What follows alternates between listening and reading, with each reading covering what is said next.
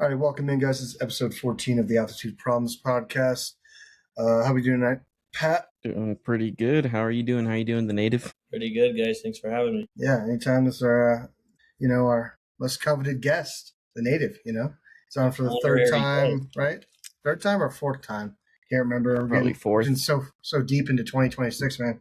These episodes are just lost in my mind. Might as well change that co-host or guest to co-host. Shit, man. We'd love to have you. It's a little dry sometimes. Better listeners think that as well. But let's get straight into things, boys. Unless, Pat, you have anything to update on F1? Assuming no, because they're not racing right now, no right? Races yet. Yeah, not till this weekend. Okay. We'll have something for next week then. But let's get straight into it. So we all went to the game on, what was that, Thursday? No, today's Thursday. Tuesday, yes. We saw the Rockies get swept by the Dodgers officially yesterday. But, we almost saw them make a comeback on Tuesday night. So got to see, one of the greatest players of our generation hit another homer. But you guys got anything to add for the Rockies, man? Nah, man, it was a good. We got I mean, they're still hitting good. That was cool. Yeah. Ian, go ahead. Shohei hit that bomb. That was pretty tight. I kind of forgot what jersey I was wearing when he hit that bomb. Stood up, started clapping. This dude started clapping like he was his first fan he's ever had. Yeah, I kind of forgot where I was. To be fair, the rest of the stadium seemed to be standing up and clapping too. So. Yeah, I think that's more of a problem that we have with the Colorado fan base. I feel like this team's on an upward trajectory, and we need to start supporting them again. And anytime the Dodgers or any big name team is in town, it feels like a home game. We need to reverse that. So, me and PV here had a conversation the other day. I saw a post on Instagram. It was what sport's the hardest to be for your team to be super bad. What was it exactly, Pat? Do you remember? I saw that very post. It was what's the sport that it's when you're in the shit, what is it hardest to be the fan of? Yeah, dude. I think it's baseball, bro. I think it's baseball for sure. When the Rockies are shit, man, I lose all interest in MLB in general, and then with that being the season is just in the middle of the summer where there's really no other sports going on too much. So it's just it's just a dry spot for sports when the Rockies are shit. Yeah, I can agree. But when they're good, dude, it's cool. Don't get me wrong. I mean, that's such a bandwagon thing to say, but when for the casual baseball fan, it's easier to turn on the game or go to a game even, or want to just be encapsulated by baseball if your team is good. I mean, I'm just hoping this Dodger success starts to run out soon.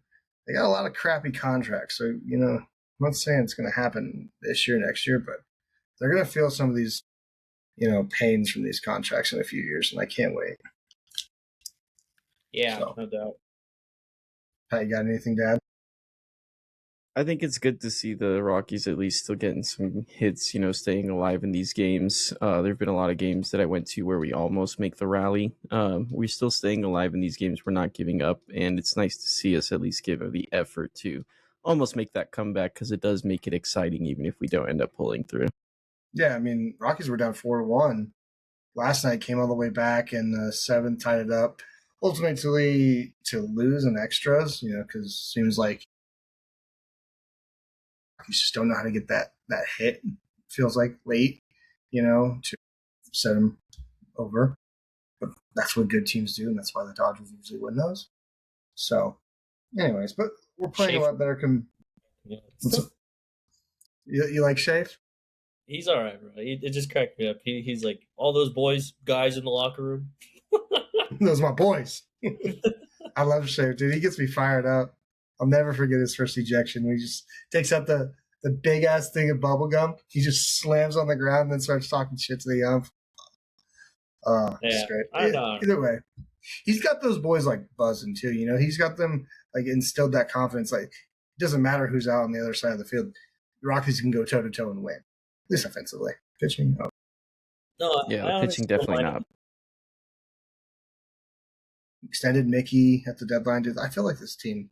I'm not saying next year we're going to be any good, especially with an impending lockout. You never know what the next season is going to be like, but this year's been 10 times better. No, already. We're going to have our best year in the last, since I want to say 2021. So it'll be our best record. Maybe 2022.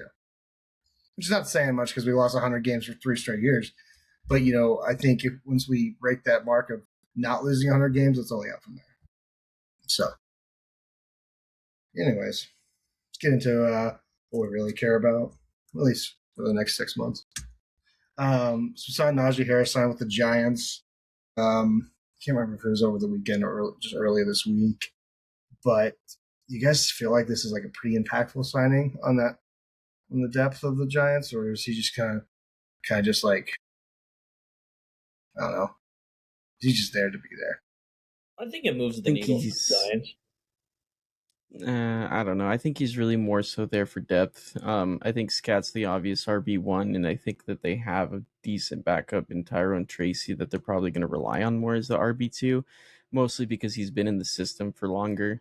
So I do think Najee, he brings in some depth, and maybe you eventually want to get rid of Tyrone Tracy because he does have a lot of fumbling issues, and is not a good blocker whatsoever. He's the one that blew the blocking assignment on the play where Jackson Dart got smacked in that joint practice. So they're pretty upset about him with his lack of ability to block. So I think that is a big reason why they brought in Najee. But I still do think it's more of a depth thing and more to kind of put some strain on Tyrone Tracy and make sure that he really gets his blocking down if he really wants to keep his job. Yeah. I'll let you comment here in a second, but I also feel like I don't think they truly trust Scat in full. I feel like he's a very reckless player, and he could fairly easily be out from doing something stupid, just injury wise. So I feel like, this is honestly a great signing with him. He gets a solid back that I don't think has that many fumbling issues. He's had proven success in this league with the Steelers. Obviously, he went down early with the Chargers last year. We didn't get to see what he got to do. But, I didn't think that was a bad signing for the Chargers last year. And this is like a no-risk signing for them as well. Yeah, I agree. It carries no risk, which really helps their case here. Why did he? Did you think he just wanted to sit out of camp for a little bit? Why do you think he got signed so late in camp? I'm sure other teams were. I think it was more teams not having enough trust maybe in his availability, because he's coming off the Achilles. It's a long process, strenuous process as well. So I don't know if it was just maybe he's looking for the right opportunity, where he could maybe slot into an RB2 to maybe go into RB1 role too. You never know. Yeah. Honestly, to be honest with you, I didn't even know he was unsigned. I thought he was already on a team. I kind of did too. He kind of just flew under the radar. I look at a team like my team, like a team that's kind of have some shitty running back depth. Why don't we go out and go get him? So interesting to say the least. Do I think it affects Scat's early season fantasy value? No, but you never know in the NFL, man. A running back can go down with an ACL injury or Achilles at any time, as we saw with Najee last year. So it's not a bad option to have. I'm not saying to go draft this guy though, because there's no value in drafting him really. So, or even with the 15th overall, 15th round. So, yeah. Fantasy wise, not much value there unless somebody goes down in that backfield. Yeah. Even if Scat goes down, it's Tyrone Chase's job to lose at that point too. And at that point, it's probably, I think they still have Devin Singletary too, which is crazy. I think so. What were Najee's stats the year before he went down his last year, the Steelers? You remember or no? Well, I know he had 4th straight 1,000-yard seasons. Yeah. I don't know. He wasn't as efficient. That's a tough back to watch, dude, honestly. Shit. It's a tough watch, but I agree with that, just because it's He's not like that shifty guy that he was in college either. He's like a brute force, north and south. He's a north and south runner that thinks he can go east to west. But he can't. So maybe he figures that out. Yeah. Well, I don't know if you guys saw, but Sam Laporta is in question to start week 1. You guys don't know, but do you guys know who Lions backup is for tight end?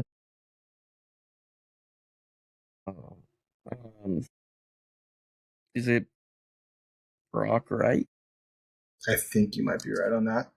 Either way, Sam Laporta is a big part of this offense, and taking away like a weapon is only going to clog up defenders to like Jameer and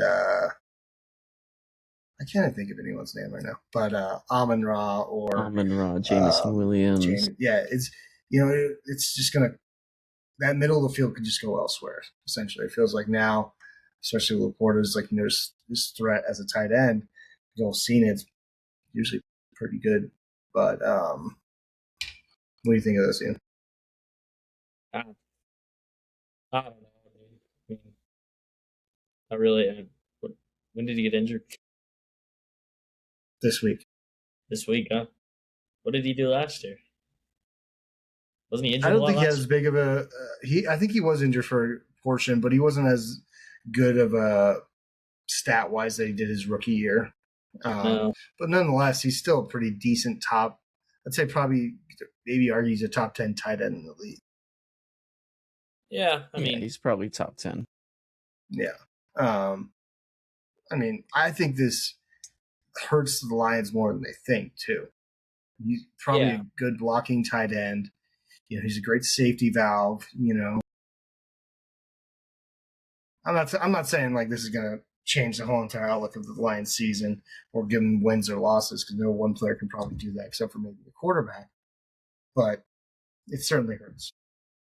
Yeah, and I think it hurts a lot of the production of the offense. I think your tight end 1, like you said, is that safety valve and is that guy that runs a lot of those safe routes for you. So I think missing him and then also missing his blocking ability out there, a player that you've already had on so many of your plays, especially since you've been planning on this new gap scheme with the new offensive coordinator, definitely it sucks to lose the starting tight end. So hopefully it doesn't last too long.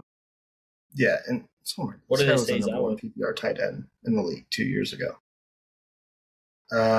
Hip injury, uncertain for week 1. That's all it says. Dan Campbell didn't really get into it too much, but considering he's being drafted as a top 5 tight end right now, it's kind of worrisome for fantasy managers, and another reason why you should never draft 2-3 weeks before the season starts. But anyways, that's part of the game. That is not part of the game. You try to limit that as much as you can. Players get injured. That's just how it is. Yeah, but why wouldn't you not take that risk? He'll get injured in the regular season too. You were just fiending for fantasy, bro. Anyways, we also saw another player get hurt over the weekend. Tyler Biadasz, or if that's how you pronounce his name. Obviously, we hate on the Chargers as much, or you guys do, as much as you can. I'd like to do it just for fun and pity on that. But, dude, it feels like every year we see the same type of injury for the Chargers. Always one of their big guys up front getting hurt, and it's just like a domino effect for the rest of the season because they look so promising. And you're just like, okay, if we just stay healthy, Chargers can be really good. And then they charge it. I feel like it's always like a free agent too, like a big free agent signing they get in the offseason. Always is. I mean, don't get me wrong. Like last year was Rashawn Slater, and then Joel went out for a few weeks. But I mean, can they catch a break, bro? I feel bad, kind of. I mean, look, Najee Harris was just last year. He was kind of a big signing for them last year. You could argue this is probably what shored up their front this year. Yeah. Sorry. Yeah. Let me know what you think. Sorry. It just sucks to see for Chargers fans, I guess. I don't know. It's just a reoccurring thing. They can't get saved. Yeah, and they did draft a center in the second round this year. They were moving him to guard, so he'll just slot right back into center. But this can't deny this probably affects the run game a little bit. Affects Herbert's ability to stay healthy throughout the year. As soon as that line breaks down, it feels like Herbert's just in no man's land. He's kind of having to fight for himself every single year. It feels like he's on that Matthew Stafford trajectory. He really is. Yeah, he takes the most hits in the NFL.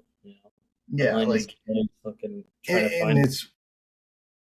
It's funny because the Chargers they put an effort to protect him every single offseason, and it hasn't felt like it's paid off. So, what do you think about? Yeah, I mean, it's the slippery slope. It always starts with one lineman and then it goes to the next. I think that was the biggest problem for the Chargers last year. They missed out on their two big young offensive linemen who were really big and highly touted. I think the Chargers did look out a little bit. Obviously, like you mentioned, they drafted the center, and he's a second-round pick, so he's definitely a highly talented, highly touted center. So if you can teach him how to play, you should be okay. But it certainly sucks to have wanted to have a veteran presence at center, get to move the guy to right guard, and have even more talent across the line, and now you can't do that. So yeah, Chargers are going to Charger, right? Say again? Where was the Oddish last year? I want to say, wasn't he a commander? Could be wrong, but is he relatively young? Hold on. Yeah, he was a commander. He's 28. Yeah, pretty young for a center. I'm not saying he's going to be, not dead. Certainly come back from this. But what did he do? Didn't he Chargers do something? are in. What did he injure? Like his pec or something? No, it was his left knee. Yeah, someone landed on him. He tore his ACL. Well, what was weird from what I heard was he kind of felt something in his knee. He said, I'm fine. And then the player landed on it and completely fucked it up. And he had to get carted off. That one of those joint practices? It was with the Niners. But anyways, who gives a shit? It's the Chargers, right? I hope you're not watching this, Tyler Biotish. Shit. Matt's going to be in the fetal position listening to this, bro. Oh, yeah, I'm sure he's season's already going downhill. He better be, bro. It's called support. When is Matty B? Speaking of a Chargers player, this looks exactly like Keenan Allen, right? Dude, I like how it has it put the Charger logo, yeah.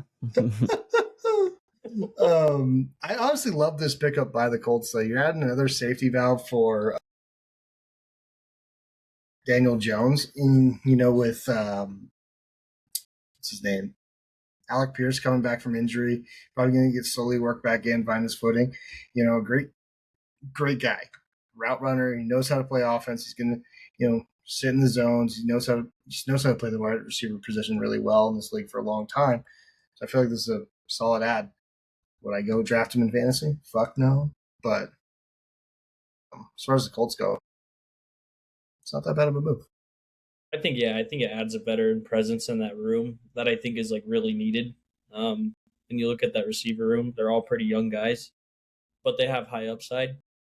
Just adding a guy like Keenan Allen into the room just helps further develop those dudes, and they get a takeaway from a pretty legendary receiver right there and learn from him. So I think it's a good move for the Colts too. Yeah, I mean, we're not talking about a Hall of Fame wide receiver by any means. Hall of very good, maybe. Yeah. But someone just to pick their brain, that he's a perfect guy for that. I mean, what's crazy is this dude came in the league in 2013. That was the year Eddie Lacy came into the league and won it, Rookie of the Year. Isn't that crazy? That was pretty wild. I mean, Devontae Adams came in the league a year later. It's even crazy. Yeah, but, Pat, what do you think of this? Yeah, I think one of the things that you mentioned, his ability to sit in the zone, is probably a big reason why they went and picked him up, because you do have Josh Dobbs, who's a really smart wide receiver, but he's a small wide receiver. So a lot of those zones that he's going to try to sit in is going to be a lot harder for him if it's deeper down the field versus those shorter routes that Josh Dobbs typically catches. So you need someone kind of in that mid to deep range of the field who knows how to sit in those zones and is a veteran in the field and knows exactly how to manage and work with the QB. So I agree that it's a good signing, especially when you're missing size at the wide receiver position with Alec Pierce being your only other big receiver and coming back from injury. Yeah. I didn't know Josh Dobbs played for the Colts. Sorry, not Josh Dobbs, Josh Downs. Sorry. Yeah. Throwing out alopecia out there, bro. Don't worry. Yeah, no. And I think the Colts could honestly, I feel like they're being a little slept on right now, too. You know, they were a very good team that first half of the season until Danny Dimes went down. You know, like they were very, like, cream of the crop for the AFC for like what, the first eight or 9 weeks. Yeah, everyone was just like, how are they winning?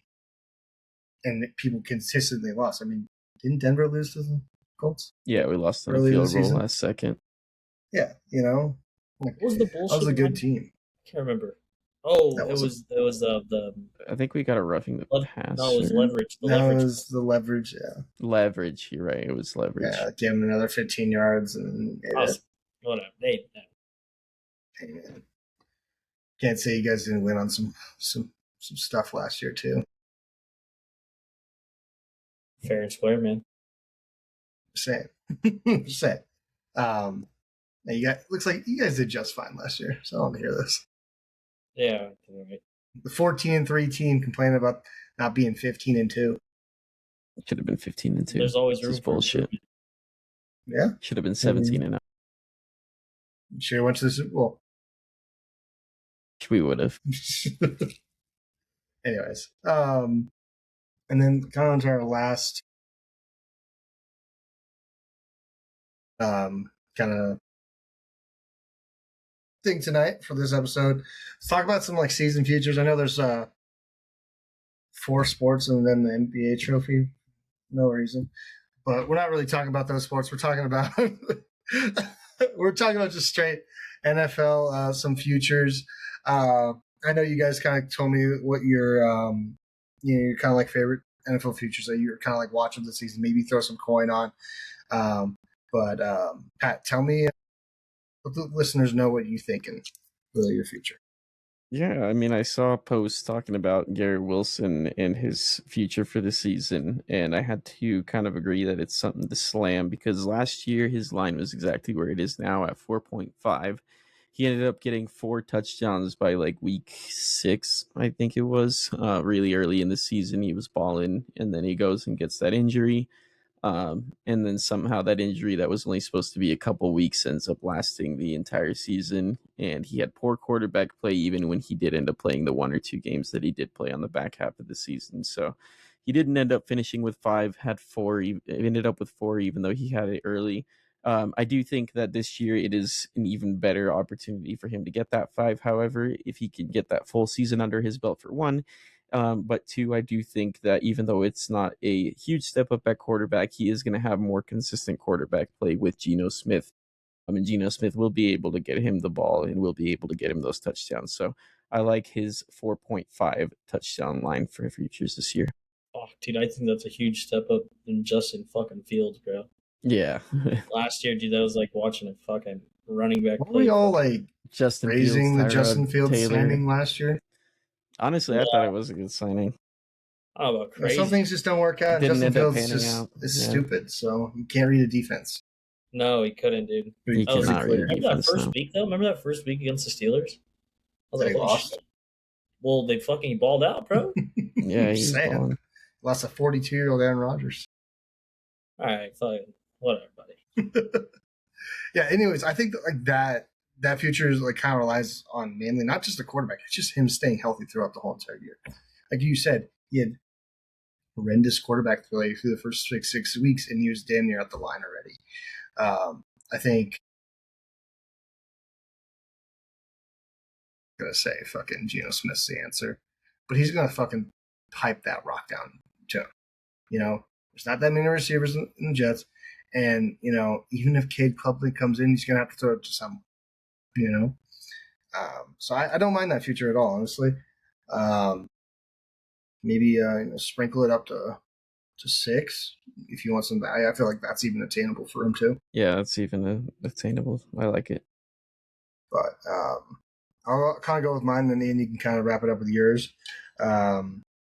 So mine was to take Chase Brown over 825 rushing yards. Last season, we saw him rush for over 1,000. I don't see any reason why he wouldn't hit this line again.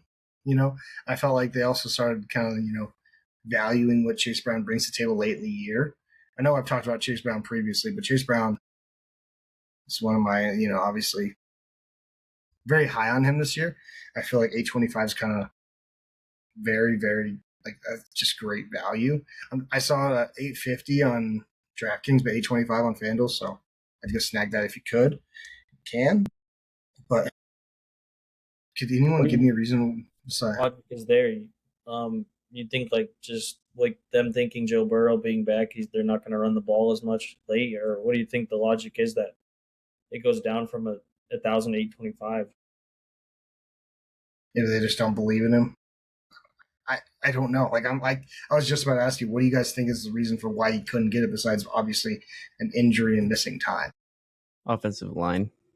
I think maybe the offensive line is an issue for one. It's hard to get yardage, the short yardage that really starts stacking up. And then two, because his offensive line is so shitty, there's a high chance of him actually getting that injury that, everyone wants to avoid just because he's constantly having to be in that rubble of a bunch of big bodies at the line.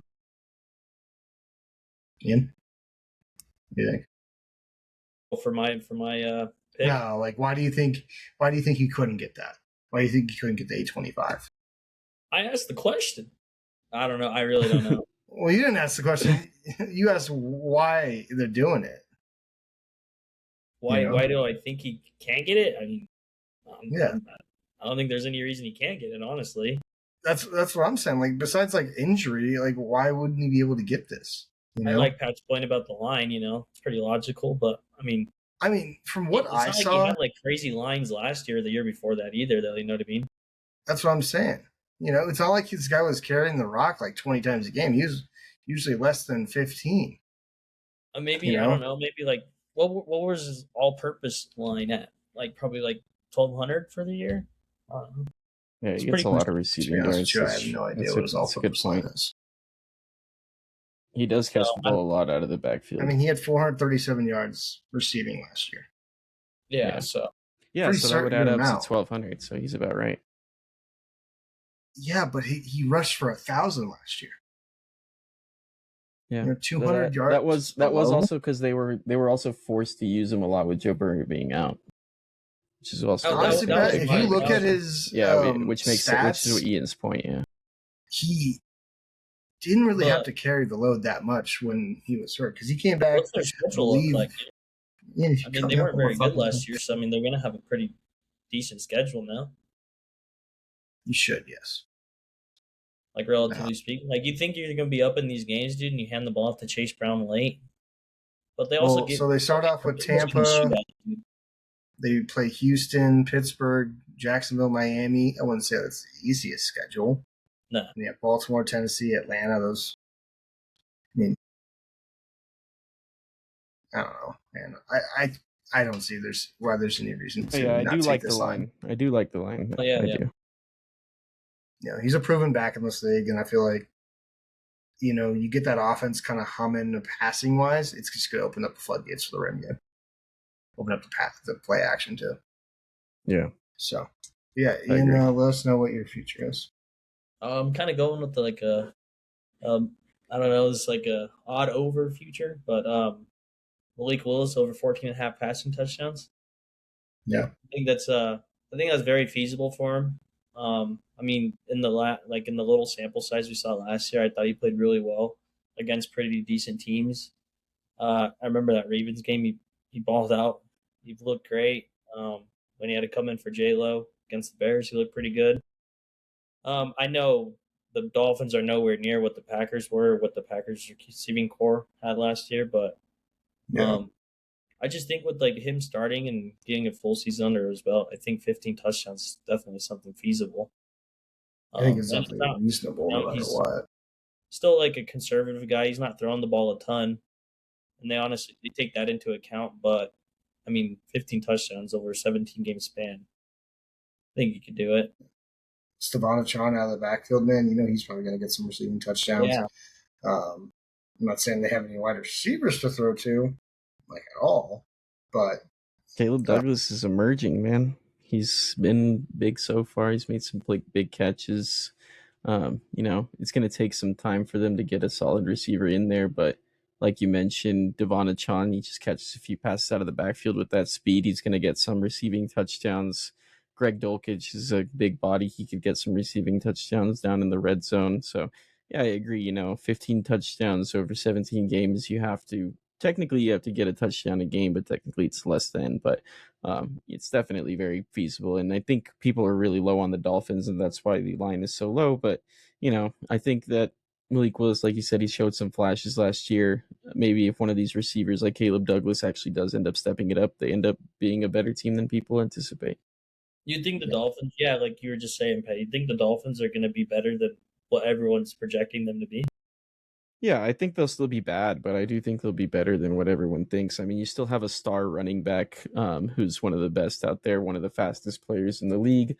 You got Malik Willis, who's going to be able to run alongside him, and they're going to do kind of a similar scheme to the Ravens with Derrick Henry, to where you don't know who's going to get the ball, and that makes it tricky. So you're going to see, I think, a lot of RPOs, and so as long as you get one or two receivers that are at least consistent in their play, I think that they'll be much better than people think they will be. Yeah, I don't mind it, honestly. Dolphins. So are we putting this together in LA? Doing a group lay for this? I mean, you could definitely put it in a way. I didn't put it together myself for the viewers, but if you want to put it together really quick and let the viewers know what it would come out to be, maybe throw a honey bun on it. Let's get some big nuts on this channel, bro. Let's throw like $250 on it each, bro. Track it every week. You're a funny guy, Ian. Just say my bad. The native. The native. I believe in my leg. You don't put $250 on Malik Willis, bro? You don't believe in Malik? I mean, to your point, when you said he balled out against the Ravens had one of the shittiest defenses last year. So I don't want to put too much bad weight. Jordan Love threw for 4 touchdowns against the Bears. Malik threw for 1. He was running that ball, though. Yeah. He also lost that game. But I don't know. Malik, I had a lot of Packers fans in the comments, not for us, but in Packers fan stuff. They were constantly saying, "Oh, Malik Willis could be our QB1." Dude, Jordan Love's miles. I mean, there's no question there. I don't. There's a big drop off, and I feel people fully realize that, and I feel like he was a little overrated, just because he had a couple good games and some relief roles. The Prem's starting tomorrow, boys. But anyways, who? Sure. The Prem. The what? Wait, he's cutting out. Yeah. I do want to give a shout out to my boy, Dr. Locks, though. He's kind of gave me the idea to do this kind of segment. He started it off with, I saw a 3-minute video just strictly about Rodgers and him going over 21.5 touchdowns. And please go for that as well. I think that's a phenomenal line to take as well, just because Rodgers, 21.5. Dude, there's only been 3 seasons where this man has not gone for that over. And there's going to be 4. Why would you say that? Native. Because this is not because he's on a steady decline. A steady decline? What did he throw last year? Do you even know? 23, I bet. Do you want to know that? Do you want to know? How many was it? Did he hit 30? I'd be really surprised if he hit 30. 3 for 24 last year. I was 1 short. That was a pretty good guess. But that's exactly what I mean. Is he's on a steady decline. I think he does go under that 21.5. He has a better receiving core. I think he has a better running back duo. Ish. Not really. Ish. Not the same. But he definitely has a better receiving core. He threw for 3,300 yards last year. Receiving core, I'll give you that. The only times he's ever not eclipsed this is when he doesn't play 16 games. I'll tell you what, one thing that'll help make my decision, I need to see what Manning threw his last season. Manning was fucking shit his last season. And he was nowhere near Rodgers' arm talent. Arms. They're both Rodgers does not have a noodle arm. Get the fuck out of here. It's going down. Last year I saw some regression. It doesn't look like it. Yeah, it feels like we just lost him. Send a message to join back, maybe on his phone or something. But I truly don't see why he doesn't go over this line. You know, and for a team that's going to be down a lot of games, they don't have the greatest running backs. He's going to have to throw it. And I feel like with DK Metcalf, Michael Pittman, Jeremy Bernard, and then he's got Roman Wilson, Ben Skoronagro, I feel like he could be really throwing that rock. Not saying he's going to smash it, go to 35 by any means. But I think 25 to 30 is definitely in reach. Feels kind of high to me, but we'll see. But he threw 28 with the Jets 2 years ago. See, that's regression. 28 and then down to 24. And he supposedly had a better core. Damn, buddy. Oh, shit. I'm back as Ian Rodriguez, not the native. That's fine, buddy. I had to get on a different device, bro. Yeah, I told you, bro. Yeah, get a new setup if you're going to be a new co-host, you know? Yeah. Maybe we can write it into my contract or something. Yeah, might have to, bro. No equity. Talk to big country, bro. No equity, no pay, just straight vibes. Talk to APAC, bro. I know you got some insiders there, you know, your whole bloodline and everything. You get some money for this. Hey, Ian, you want to give us your thoughts on maybe Aaron Rodgers going over 21.5 passing touchdowns? Well, considering he's 42. He's that fucking guy, right? I don't think it's happening, buddy. It's only been 3 seasons. He's not done it. All those 3 seasons, he did not finish the season. There's only been one. There's only been one season he's been fucking 42. You're not considering that the likelihood 41. Of him not finishing the season has increased significantly more with his age. It's the same player as last year, essentially. Immobile, just throwing fucking fist missiles. He gets hit one time too hard, he's going out. You can go and do an ayahuasca trip for the rest of the season. You can do that for literally any other quarterback. No, he's too old. The problem is he's old, so he has a higher probability. Well, he's not brittle. He's pretty brittle. Yeah, I mean, he's brittle, bro. He's not brittle. You seen those calves, bro? All I'm saying is this dude was still the 18th ranked quarterback in fantasy last year, and we're just knocking him off. I'm saying there's regression. Well, 18th ranked. You can't deny that there's regression. This quarterback had 24 touchdowns and 7 picks. That's a career year for most quarterbacks. This is his age 41 season. Regression. It wasn't. 40 fucking he threw 28. He threw 28 the year before. Well, I'm sorry, the 40-year-old didn't throw 4 more. See, you keep pulling up the fact that he's old and he's getting older. That doesn't mean he can't do it. He has a better receiving core this year. Probably has a better pass protection this year too. I guess we shall see. We will see, because Aaron Rodgers will not fail me. That's what you said before the most talented quarterback we walked out. You've ever seen touch the football. Talented. This is what I came back for? Talented. Hey, you get everything with the Altitude Problems podcast. You know, podcast. Rockies, NFL, and Rockies dicks. Not Rockies. Rodgers dick sucking. Yeah, wipe your mouth. That. Yeah, clip that shit. Jesus Christ. Bro, I'm gonna be on Rodgers' realm. Just watch. Dude, goddamn, back up from the camera, bro. Oh my god. Anyways, boys, you guys got any other features that you might want to think about? Any other futures? Yes, sir. Dude, those fast futures are cool, bro. You guys should think about those. Yeah, talk about your fast feature that you took a few weeks back. I got Dak, bro, leading the league in touchdowns after week 3. Week 3? Does he have a pretty easy schedule, or are you just betting? I looked at it, bro. I can't remember it off the top of my head, but let's see. I don't think it's easy by any means, to be honest with you. Of course it isn't. The native throwing down these bets, he doesn't know what to do. I mean, Giants, New York, Commanders, Ravens. I'm not gonna say it's easy, but that's a dude. I can see it happening, bro. He shits on the Giants usually too, but this is the whole new Giants team. Well, coach, not a bad bet. No, dude. I mean, actually, I have a great feature. Give me Aaron Rodgers under 21.5 touchdowns. This podcast doesn't take defamatory to the goat of my goat. I'd be even inclined to take his passing yards. It's only at 3,300. I would take passing yards. I don't like touchdowns, though. I think you're going to see a lot more, I don't know, probably some sort of runs in the red zone more often. And they brought in Rico, dog. They have another back. Yeah, and they brought in Rico, exactly. Yeah, no. Yeah, they got rid of Kenneth Gainwell. Kenneth Gainwell is not a red zone threat to steal touchdowns. You know what he was? He was passed down. Exactly. So that just hurts. But you know who they added? Michael fucking Pittman, dude. Fine. I like yards. I don't like touchdowns. All I know is I'm gonna be hitting that touchdowns this year. You know that every time he scores. Donation. Yeah, I'm not gonna lie. I wanted to name this the donation of the week. Anyways, that is going to wrap it up for this week's episode of Altitude Problems Podcast, episode 14. Can't believe it's over. And Ian, what's our motto, man? To the moon, baby. You're forgetting the first part, but yeah. Altitude Problems to the moon. No, just say AP, brother. Oh, my bad. AP to the moon, indeed. We'll catch you next week, and you guys have a great week. If this guy posts.